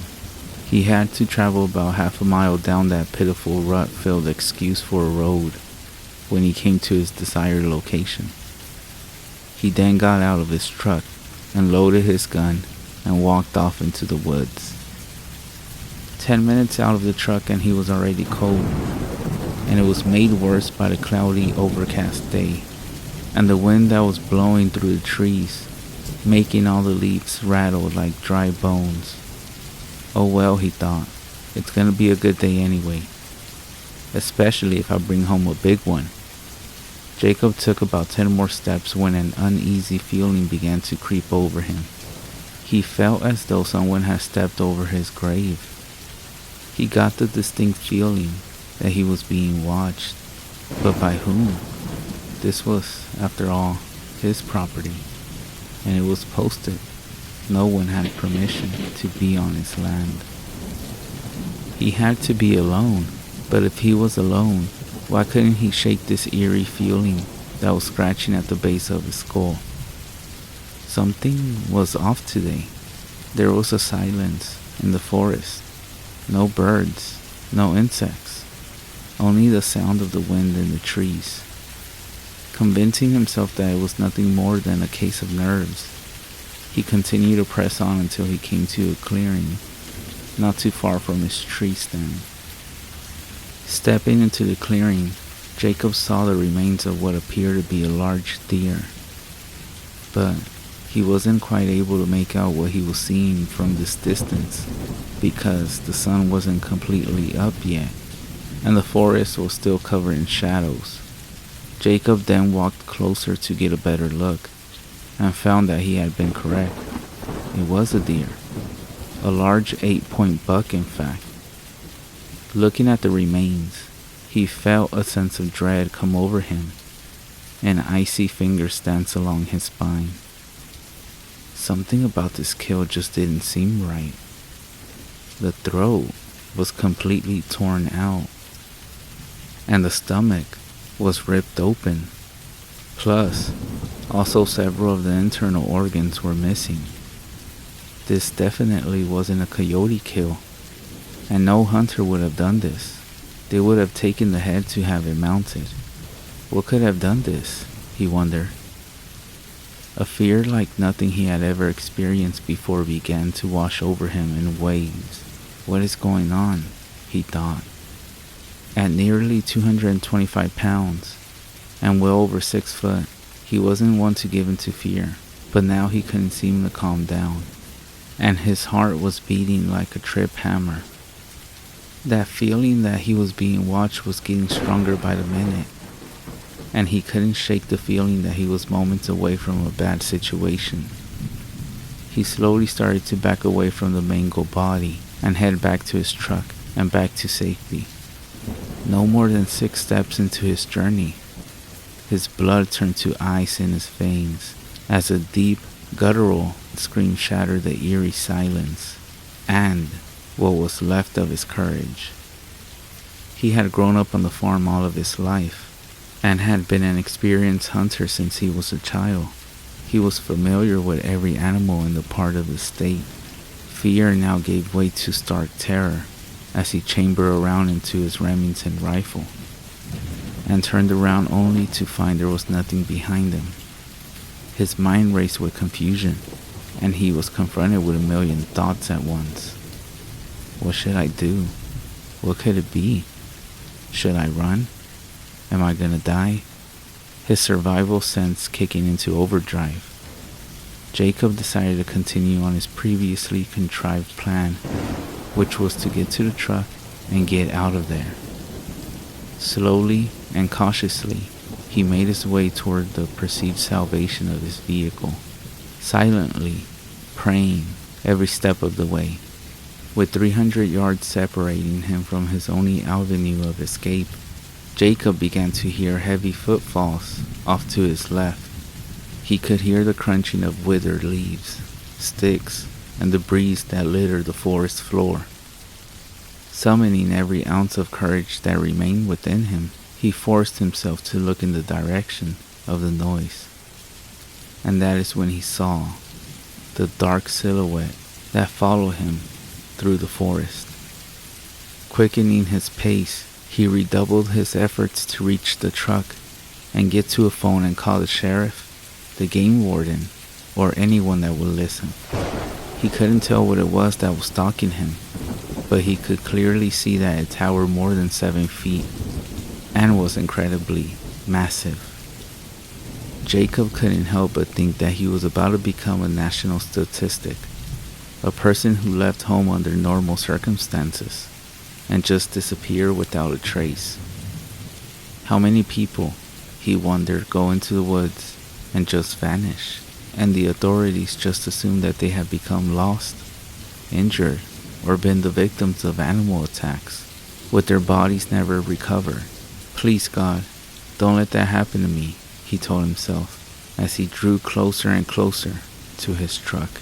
75 yards became 50, and 50 became 30, and 30 became 10. And like a miracle, he was back and opening his door. Throwing his rifle inside, he pulled himself up into the cab and started the engine and hit the gas. But the truck went nowhere. He had parked in a puddle of mud, and now the tires simply spun in place. Not now, he thought. I can't be stuck. Allowing himself a moment to think, Jacob remembered, this truck is a 4-wheel drive. There is no way I can be stuck, and was ready to punch the gas and leave this nightmare behind. Unfortunately for Jacob, some nightmares are not so easily left behind, and there is nothing worse than a nightmare you can't wake up from. And Jacob was about to learn that the hard way. Hearing something to his right, he turned and immediately wished that he had not. It took him maybe half a second to turn his head, but he would have given anything in the world to have that half second back, because it was the last moment that his world would ever see normal again. In that split second, his world changed. It was no longer a place where the world was light and safe, where he was just a husband and a dad and a guy that liked to go hunting and watch football on the weekends. That reality had evaporated away, and all that was left was a world where monsters existed and things really do go bump in the night. And now, an ambassador from that nightmare realm was standing just outside his passenger door, a visible reminder that his world had been turned upside down. Jacob screamed as he stared transfixed on this escapee from a horror movie. In his most terrifying, fevered dream, he couldn't have imagined that such a thing could exist. It was hideously ugly, easily standing 8 feet tall, with a thick, muscular body. There was just something about that face that was just wrong, almost like a mixture of a man and an animal experiment that had gone horribly wrong. It was the most terrifying thing he had ever seen. It was completely covered with thick, shaggy black hair that was matted in areas with God only knows what, and it walked on 2 legs, not on 4 legs, like you would expect from some kind of animal. What was this thing that had shattered his perception of reality? Was it a demon? Was it a werewolf? It can't be, he thought. Those things don't exist. But whatever it was staring at him, and it didn't look happy. The menacing juggernaut threw its enormous head back and let out a blood-curdling scream that resonated throughout the surrounding area and seemed to vibrate him to his very core. Shocked back into action, Jacob threw his truck into gear and took off as though he was being chased by the very hounds of hell. Jacob, with his mind racing, wondered what he was going to do. How will I ever feel safe on this farm again, he thought. Are my wife and children in danger? What and where did this thing come from? And will anyone believe me? The whirlwind of thoughts that swirled through Jacob's mind came to an immediate stop as he slammed on his brakes and nearly slid off the road. In a state of disbelief, Jacob sat staring at the large hackberry tree that laid across the dirt road and blocked his path, preventing him from reaching the blacktop and guarantee safety. How is this even possible, he thought. I just came down this road not even 30 minutes ago, and this path was clear. It was painfully obvious to Jacob that he had to get that tree moved if he was going to make it back home, since he didn't have a chain to pull the tree out of the road, nor did he have a saw with which he could cut up the unexpected barricade. He was left with a few options, one of which was walking, which he discounted immediately. The most logical course of action that he could come up with was to call for help. His best friend Kenny Patterson owned the farm just over from his. If he were home, he could bring a saw and cut the tree up for him. Jacob, with his nerves still frazzled and frayed, reached into his glove box and pulled out his cell phone and dialed Kenny's number. The phone rang 6 times, and Jacob was about to give up when Kenny answered the phone and said, "Hey ugly, what do you want this early in the morning?" As quickly as he could, he told the recent events to Kenny and said, "Please, hurry. I'm not kidding. There is something out here." Kenny, hearing the shakiness in his friend's voice, assured him that he would be there in a matter of minutes. Jacob thanked him and hanged up the phone, and braced himself for what he was sure would be the longest few minutes of his life. Sitting motionless inside of his truck, every sound made his imagination run wild with fear. Even though little more than 3 minutes had passed since he had spoken to Kenny, it felt as if hours had passed. The clock seemed to be an eternity. Jacob frequently checked in all directions for any sign to see if this nightmarish monstrosity had pursued them. In every shadow that the forest and on this cloudy day produced, he thought he saw the shape of the black beast that had followed him out of the woods, and he was afraid that he would lose himself long before Kenny arrived to clear the tree out of his path. After what seemed like a lifetime, Jacob heard the sound of Kenny's old truck sputtering up the road, and in just moments, he was able to see the old red Chevy as it made its way closer to him. Jacob's spirits lifted when he saw his old friend, and a sense of relief washed over him as he realized that he was no longer alone. Stepping out of his truck, Jacob said, "Man, what took you so long? I told you to hurry." Kenny, with a surprised look on his face, "What are you talking about? You only called me 11 minutes ago. I think I made pretty good time." Jacob could hardly believe that only 11 minutes had passed. It had seemed so much longer. After apologizing to his friend and telling him exactly how happy he was to see him, both men walked over to the fallen tree and made a discovery that startled them both. The tree had not broken. It had not been cut. It had been pushed over and completely uprooted. All around the tree were large bipedal footprints that had a somewhat human appearance to them. But if they were human, the owner would require a size 28 shoe. Jacob and Kenny looked at each other, and then without a word, went to work on the tree. Kenny took a chainsaw from the bed of his truck and began to cut up the fallen blockade. Meanwhile, Jacob pulled the logs and debris from the road. Mission accomplished. Kenny put away his saw, and he and Jacob were about to get in their vehicles and leave. But before they could even open their doors, an ear-splitting scream erupted from the woods behind them. Jacob walked over to Kenny and whispered, "That's what I was telling you about. I don't know what that thing is, man, but it looks like some kind of monster. And I think we need to get out of here, now."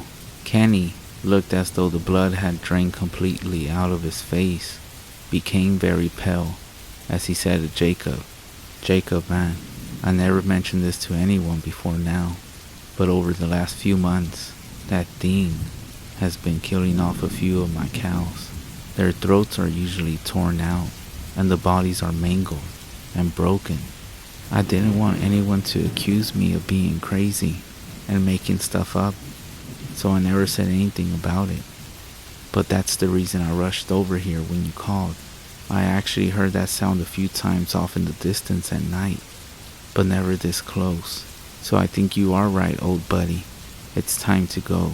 Cautiously and with a sense of urgency, Jacob and Kenny climbed into their vehicles and made their way back into the blacktop. Both vehicles then began the 2.5-mile trek that led back to Jacob's house so they could decide what course of action should be taken. Jacob could feel the temperature drop as snow began to gently fall. He then reached over and turned his wipers on as snow began to pelt the windshield harder. As he passed his neighbor, William Springer's farm, he noticed a herd of deer grazing in the field that bordered his own property. Having put a distance between himself and the nightmare he had just encountered, Jacob felt a renewed sense of security as his fatigued nerves began to calm down.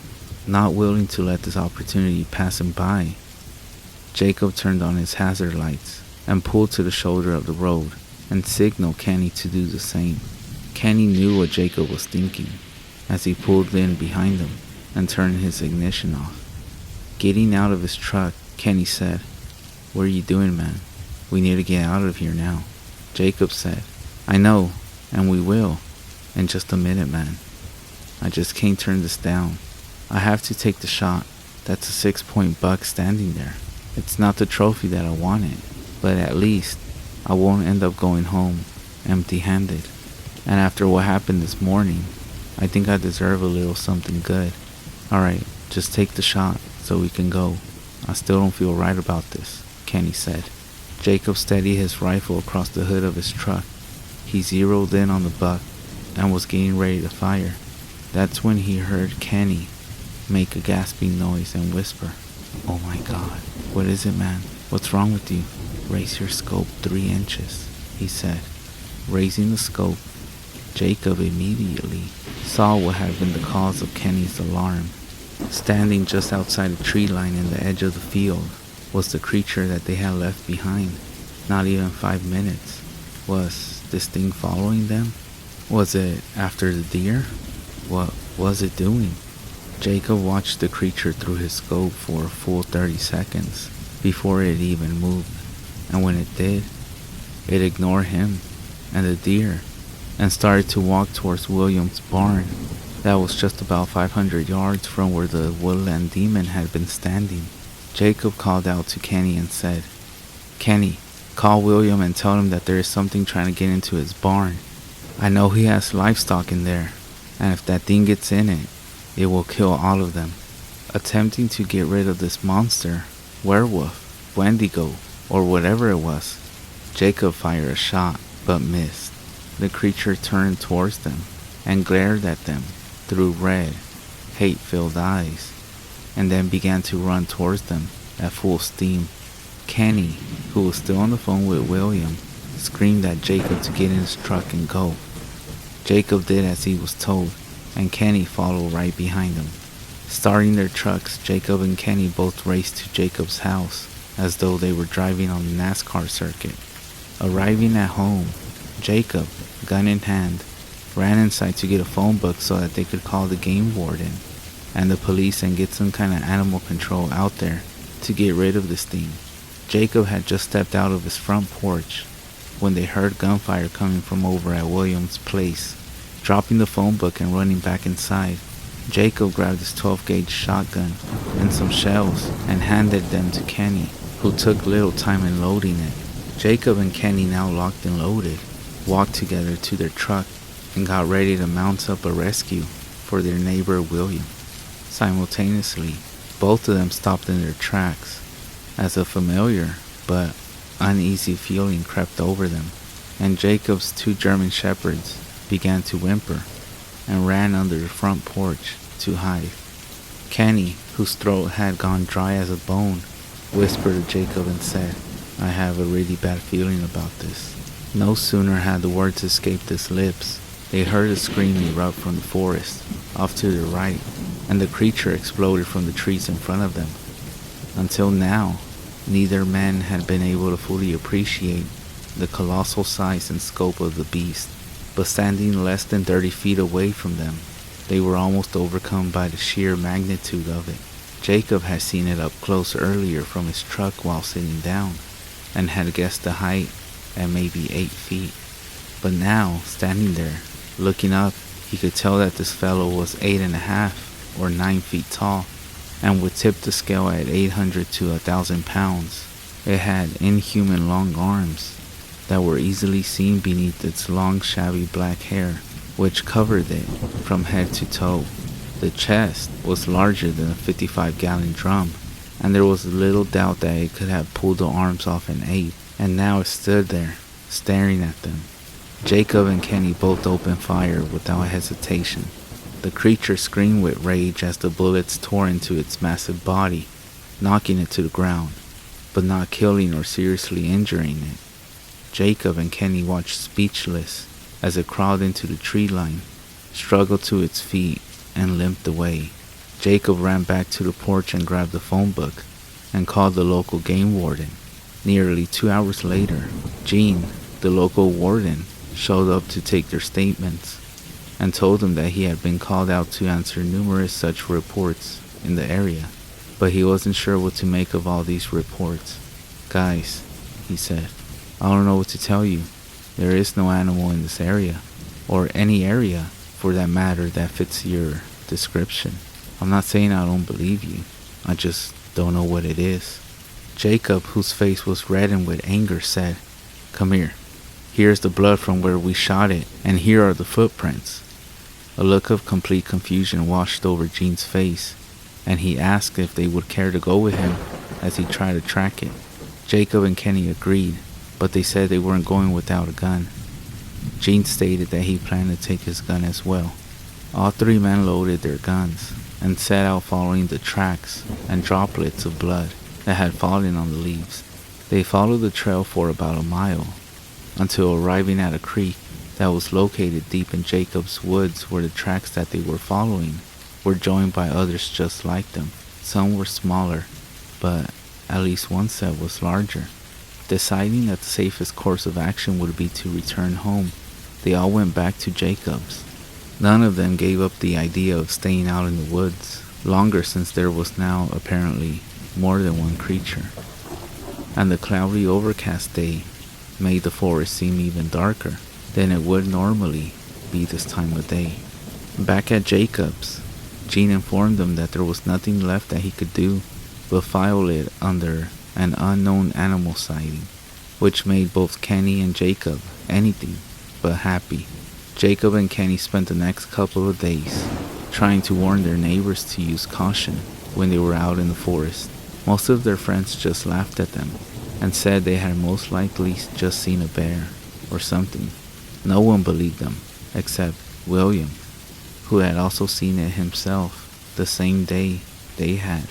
He had even taken a shot at it, but missed. Jacob, William, and Kenny knew what they had seen, and they knew it was still out there, and they didn't care who believed them and who didn't. Over the next few weeks, more and more neighbors began to take the story a little more seriously, as family pets began to disappear, and other pets were found mangled.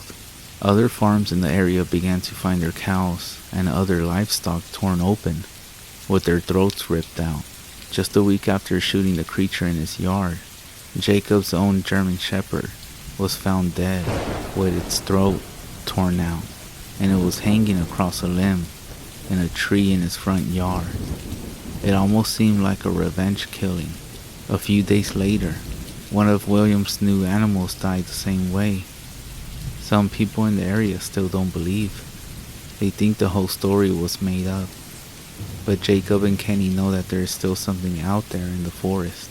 They still occasionally find tracks, or a slaughtered cow or goat. They still hear the blood-curdling screams off into the woods at night. They know that there is still something out there, watching and waiting, biding its time. Something cold and cunning and cruel. Something not human, with a taste for blood and revenge.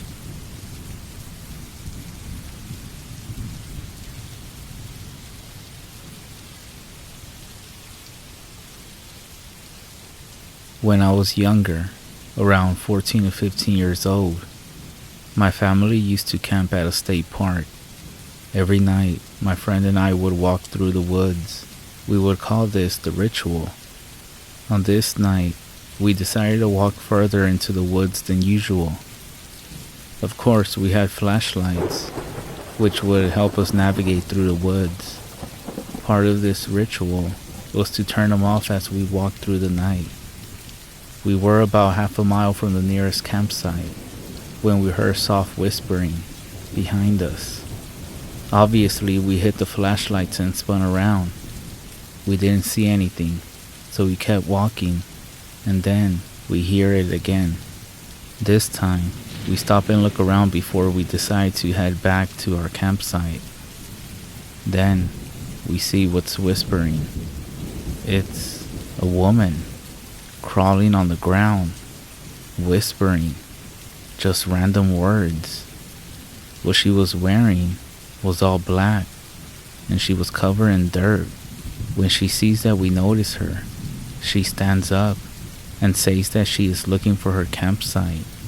We ended up walking her back to the campground and tried helping her find her group. It turns out she was just super drunk, high, and got lost trying to find a bathroom.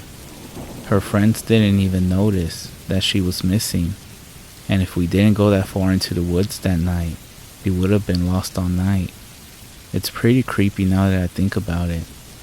Imagine a lady crawling around, whispering, saying things to herself. Some things in the woods are just very strange. Either way, this is just something really creepy that happened, and I won't ever forget it.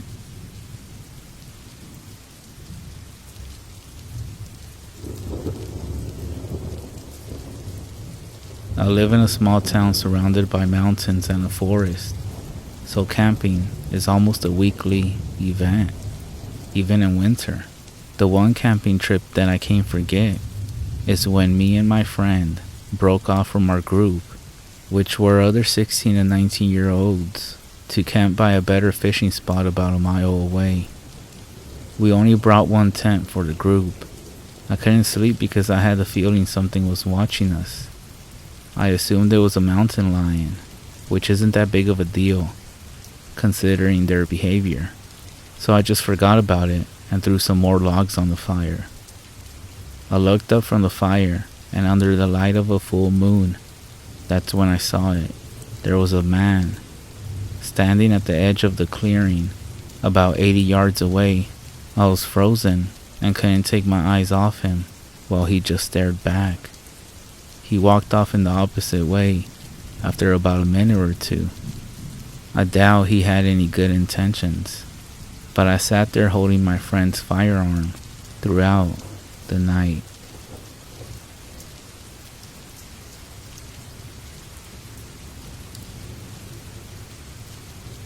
I went on a group camping trip in the middle of nowhere in Arizona, only to awake and hear something sniffing the outside of our tent. My first reaction was that it was likely a bear or some animal that came across our site, and just maybe my dumbass friends didn't tie up the garbage. Seconds later, I can hear the sniffing go to the tent next to ours, and everyone in mine grabs one another quietly to acknowledge that we're all awake and we're aware of what's happening outside. Then, a friend in another tent popped out and started to scream and make noise, hoping it would scare off whatever animal was in our sight. Turns out though, it wasn't an animal. It was some guy who had gone through our coolers and also decided that it would be okay to sniff our tents. Our friend chased him off, and we quickly packed all of our stuff and left.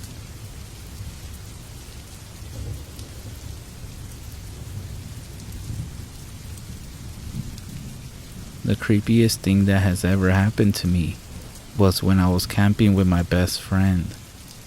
We were in a semi-remote camping area, drivable usually to get to it, but definitely only with a 4x4. It was a semi-maintained camping area, as in there were a couple of fire pits and just a few picnic tables that were starting to rot. So we get there and we start setting up when my friend wanders over to that outhouse and opens the door. He stands there for a second or two and then closes the door and goes to the second one, goes in, and comes out a few minutes later. He comes back to me and just tells me to go check out that first one. I assume someone shit on the floor or an animal got stuck in there and perished or something. I was wrong. 3 full backpacks, and I am talking big bags, like the bag I have that I use for week-long trips. So of course, we're nosy. We opened them up, and 2 are full of good quality gear. Nothing unusual. The third is full of Skittles, bulky bags. Small bags, tropical, sour, just about every flavor and size of bag you can imagine. Just full of Skittles. We ended up camping for about 4 days, and we never saw a soul. The bags were still there when we left. We let the authorities know when we got to civilization, but the whole thing was just very weird.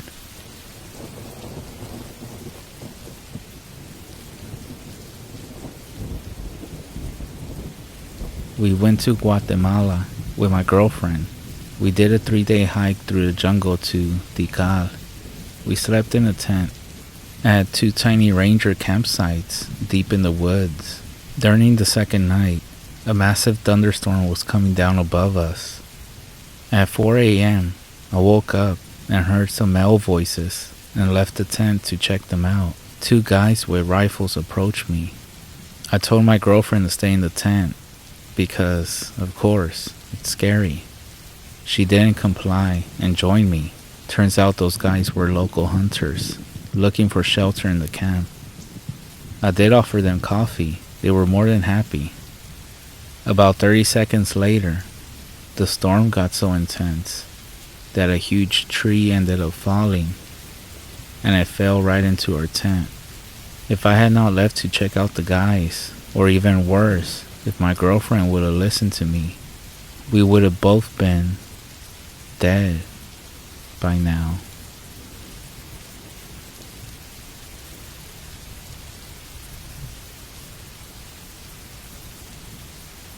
My dog lost it on a nice hike one day. Like, she was scared for her life, and she would have ran into the woods had she not been tied. It was luck that she didn't pull me over and run away. My mother and I are pretty sure that there must have been a mountain lion stalking us, and the dog ended up smelling it. It's scary now that I think about it, because we didn't see anything. And if it had been one of us alone, who knows what would have happened.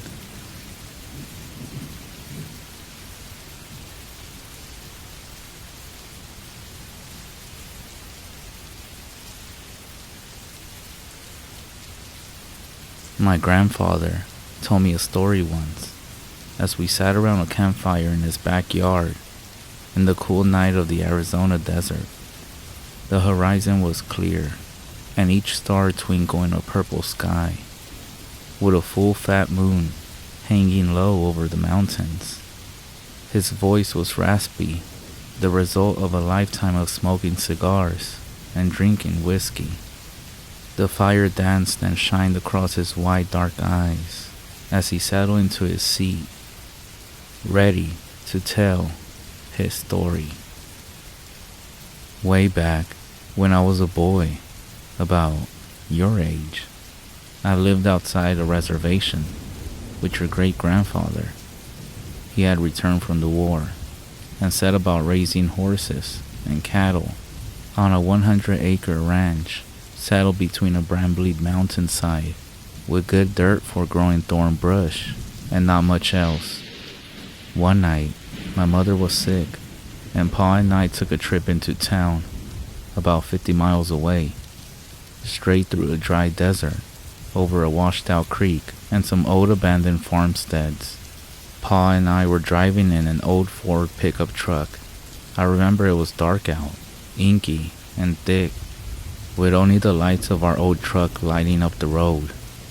I remember it so much. The engine began to sputter, and the truck slowed to a jerky stop. "Damn it," Pa said, guiding the Ford to the side of the road. As it coasted to a stop, my Pa said, "Stay here, son," and he stepped out into the darkness, shutting the door with a heavy thud. My window was down, and the cool desert air was breezy and felt good on my hot face and neck. Pa was getting water from the back to cool down the engine, and that's when I smelled it. Rotten eggs. Strange, I thought, to smell sulfur in the desert. My nose also picked up the smell of one of those dead, bloated cattle that would drop from the heat and lay there until the crows pecked enough holes in their hide to cause the whole thing to explode. It stunk, and I gagged. My skin started to tingle too. The back of my neck felt itchy, and my face started to get very hot. The wind stopped blowing, with the stink filling the cab. "Pa," I called out. No answer. My heart started beating, and I felt such a fear in me, in my bones, in my chest. I tell you, I never felt fear like this. Not until Vietnam. Not until I saw men dying around me. I locked the door and reached over for my pa's door and saw a shadow bound across the road through both dim beams of light across the partly open hood. Grandfather paused telling the story. He spit a fat piece of tobacco to his side, and he looked very pensive into the darkness. I realized I was holding my breath and gasped for air. The night was breezy, but I was sweating and clammy. "What about your father? What did you see?" My grandfather, continuing the story, sighed. "A creature." He shook his head. "You have to understand, there were legends. Old legends. Much older than what's out there in the valley. Older still than Crazy Horse and Sitting Bull, than the old chiefs and their shamans, the Apache and Hopi and Cherokee, and all them old tribes and First Peoples. They told tales. They told stories about dark magic. Something about a deal made with the old spirits of blood sacrifice to gain power, old power, enough to fight each other and the Spaniards, and later the white man that came for their land and women. They called them." He paused. Grandfather took a deep breath and looked towards the fire, to the sky, the desert, the creek, the moon, the sun, and then leaned a little bit and said, "They would call them skinwalkers, old warriors, resurrected as skinless men, walking on deer legs with the torso of a man and the head of a coyote, but they were messed up, long and disfigured, teeth like a bowie knife, long arms, and standing 7 feet tall, even hunched over. They would gut the old cowboys and white riders.